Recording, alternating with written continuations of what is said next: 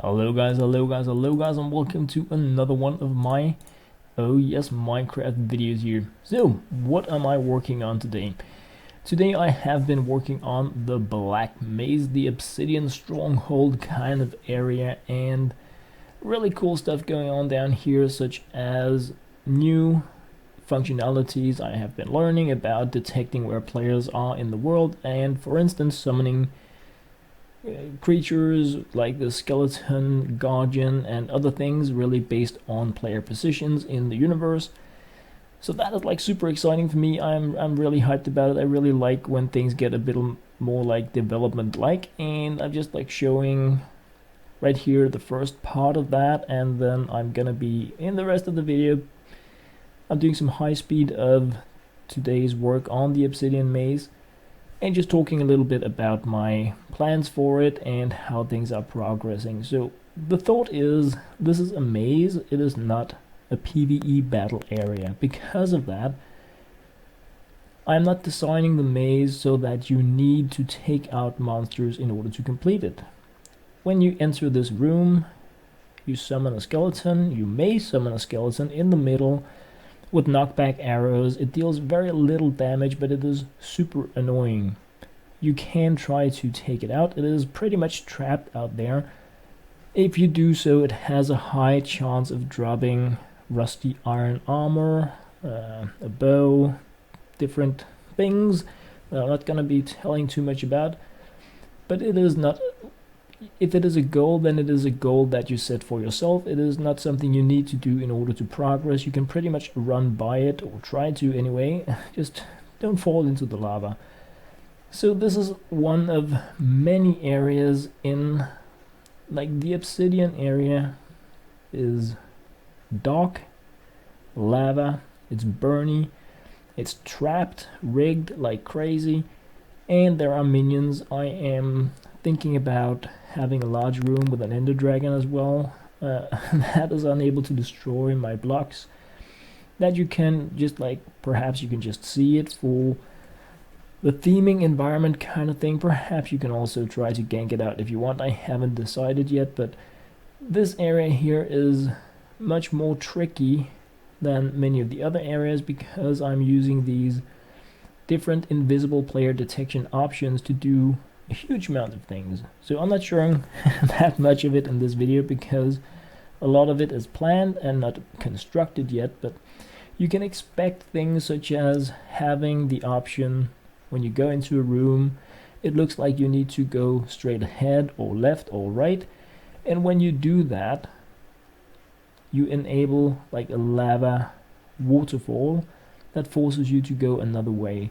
So even though the way you need to progress may appear to be very self-explanatory, it may not be how you need to progress at all, because the level is going to change as you move around in it. In some rooms and some areas it's gonna be like crazy, and in other areas it's just gonna be monster summoning, like what I did with the skeleton. I'm experimenting, and I'm not doing that in the video, but I am experimenting with having this lava fall down, remove it. I'm experimenting with stairways that appear as you walk on them. Like huge amount of things that I'm fooling around with, trying to make this type of, not this type, but to make the Obsidian maze its own compared to the other options, because I want each of these areas to be very unique, to give different experiences to players, and also to offer different challenges and rewards. So this Obsidian a maze area is going to be as large as the others, but whereas the blue one is like really twisty twirly, the Obsidian one is more going to be about how do I get there? How do I get from here to there? I can see I need to, like, there's a hole in the wall over there, but I cannot get there. Perhaps if you have flying or something you can do it anyway, but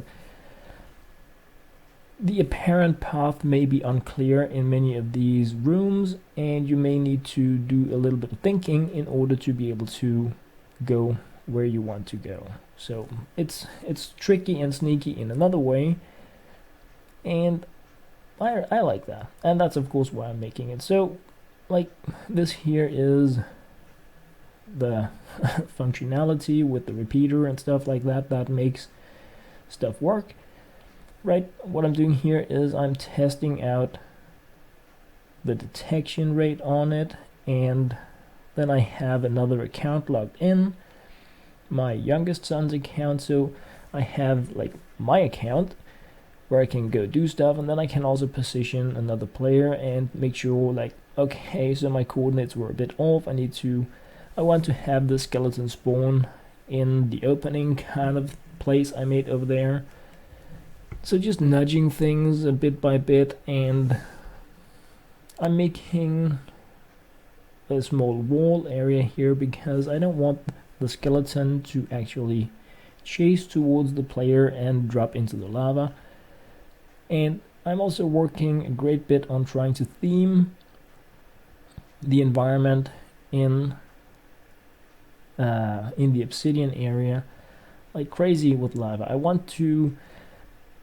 I am mostly building these square type of rooms when I'm not doing all the pathways, but I want to have it appear as if you are really somewhere like underground or crazy fire wizard dragon kind of area. So I am building the areas, and then I'm destroying them again, and I'm placing lava, and I'm trying to find out, does this look like I want it to?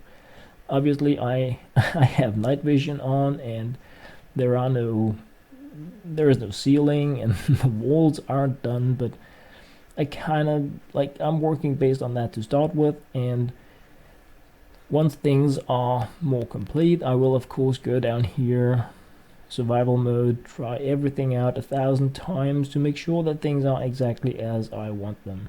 So just experimenting a little bit with how the lava looks here, and I'm not happy about it. It's actually, working with this lava stuff is a bit annoying for me because it doesn't behave like I want it to. It's like, give me a tiny bit additional lava, or perhaps if I could remove a little bit here, but I guess I'm just a bit too picky about things like that. But it means a lot to me that things look as I actually want them to. So once again, spawning the skeleton into the lava here, so grabbing the coordinates, and so I'm doing this on one computer, and then I can go do ninja stuff on the other, and that makes things a lot easier to really have these several computers to work on at one time. And I do hope, guys, that you are not experiencing laggy recordings anymore. I figured out what it was.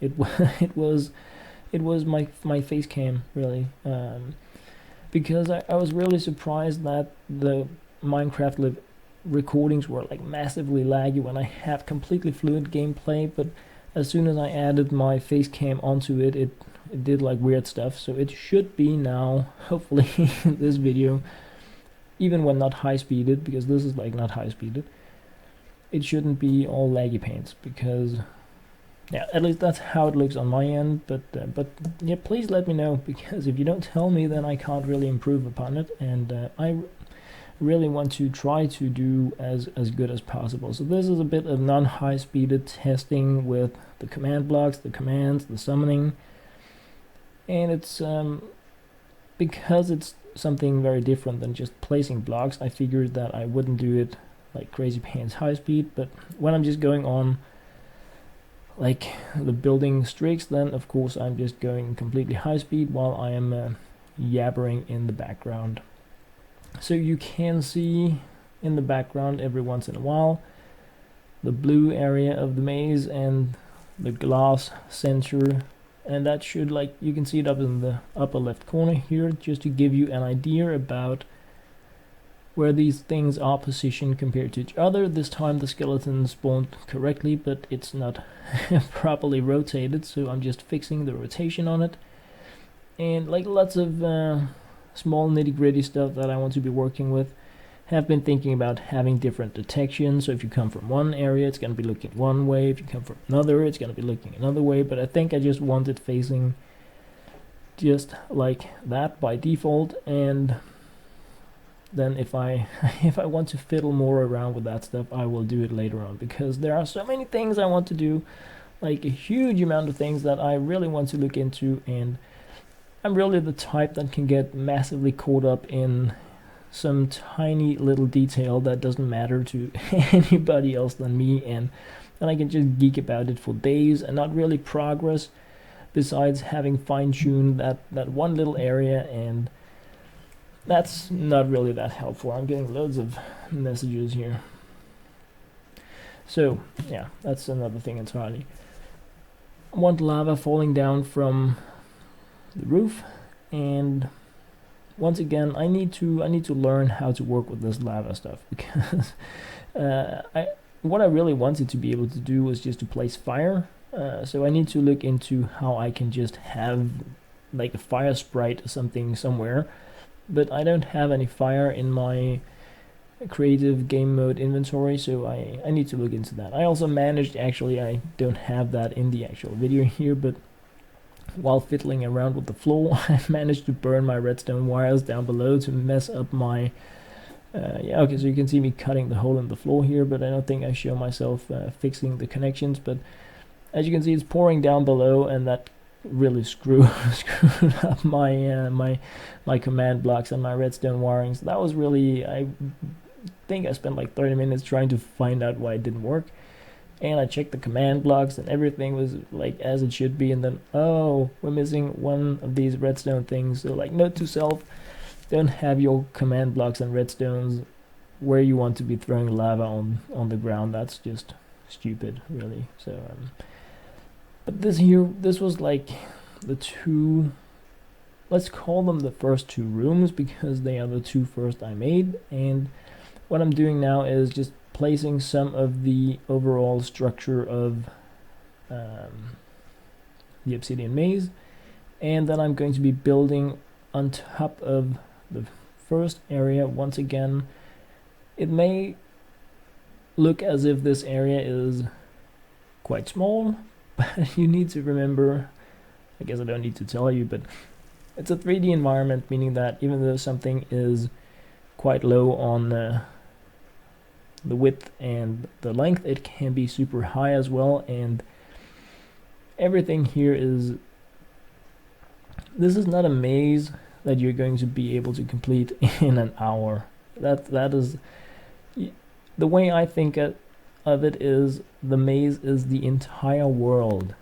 It's gonna be huge, and it's gonna be something that you may never see the entire part of the maze, unless of course you are like in from the start and you have a chance at like exploring it and helping out with it from the very early phases. But it is my goal to provide a maze world that is so massive that 99% of all players will never see all of it. Like never, not even with cheats. And it's really cool that you guys are posting about these different cheat functionalities. I'm trying to keep them in mind while building, because even though like I can detect for cheating mods or whatever we should call them, I think it's much cooler to really design the mazes in a way where it doesn't really help you. For instance, if you imagine being able to see the map without being there, like you wrote first about some of like the computer loads the map into the memory and then you can scatter around without actually being there. That may not help you if the map is going to change based on where you stand, so you're just going to be getting the original view on it, but you cannot really see that if you step here, it's going to make a wall of lava here, and if you step there, stairs are going to be appearing here, giving you access to another room that you didn't really see how you could access with your map hack kind of thing on. But I don't know, I'm trying to consider such options when building.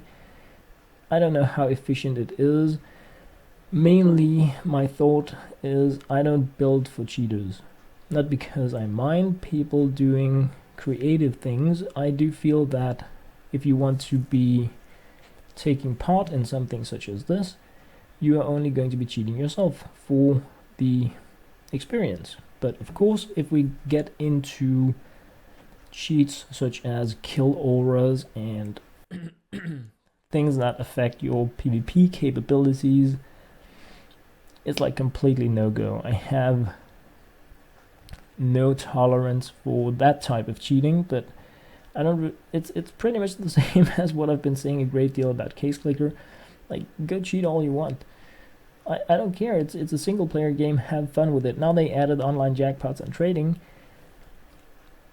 It's starting to be a bit more borderline, right? Because you are actually affecting other people. If you start winning things from others that lose them because you are cheating, then I think it really sucks. But it's not because I wanted to make this a Case Clicker talk at all, but it's really also how I look at servers and mods and stuff like that. If it's just really something that affects you, who cares? Like, you're gonna feel cool and you're gonna know that you're not really, and you can brag to others about what you have achieved, but within you know that you suck, so who cares?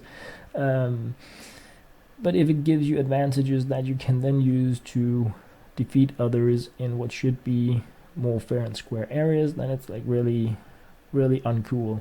So of course, if such cheats exist, if things exist out there that are going to make it like really easy to get the rewards I want to be giving at some of the different server areas, then obviously I need to consider what I am giving out just for progression, because I don't want to be giving anything that affects PvP capabilities, for instance, by allowing people to use a map hack. That would be really unfair to everybody else. But anyway, guys, in here a bit of theming again, making I don't know if I can use like a force field. My sons have been talking about making a force field, a barrier, I think it is. Right now I'm just using glass. I don't know if lava can pass through barriers or how that stuff works. It's something I'm going to be looking into, but I really wanted to get more construction done, so instead of trying to dig into that and finding tutorials and stuff like that, I was like, okay, I know that I want some kind of additional light in here. I want it from lava. Let's just put some glass down and move on. Then I'll come back and look further into it later. Other things we have been talking quite a bit about lately is, because we do want to have, I mean, a lot of the stuff that is coming here is of course inspired by other games, because if you play something and you think it's cool, then you can say you came up with your own idea, but no matter how you twist and turn things, you are getting inspired by everything else that you do.